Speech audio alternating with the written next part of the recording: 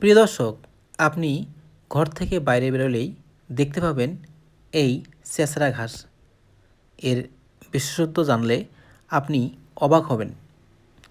এটি ছেঁচড়া ঘাস যা আমাদের গ্রামের ফসলের জমিতে, রাস্তার ধারে, পুকুর পাড়ে দেখা যায়। এটি ঔষধি গুণসম্পন্ন একটি উদ্ভিদ।